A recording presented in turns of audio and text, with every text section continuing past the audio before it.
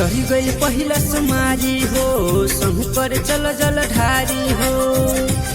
तुहके मंगले रोही पहिले सुमारी संग चल धनी करे जल ढारी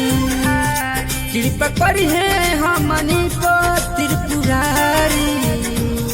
संग चल धनी करे जल ढारी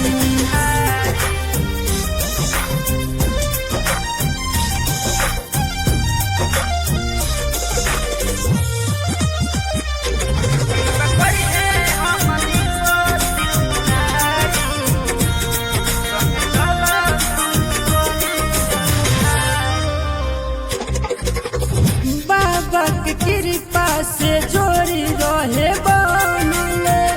गौआ समाज सोना पीछा रहे पड़ले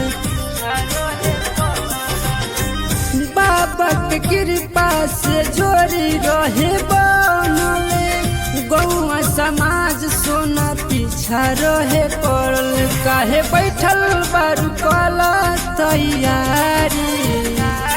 संग चला धनी करे जल ढारी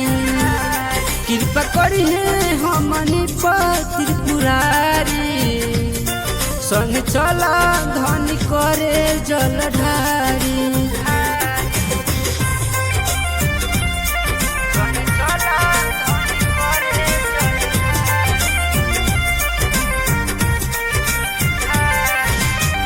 उनके से चलेला दुनिया जहान हो देव के देव महादेव भगवान हो उनके से चलेला दुनिया जहान हो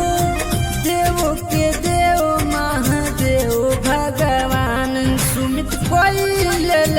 भय तैयारी संग चला धनी करे जल ढारी कृपा करी है हमनी पर त्रिपुरारी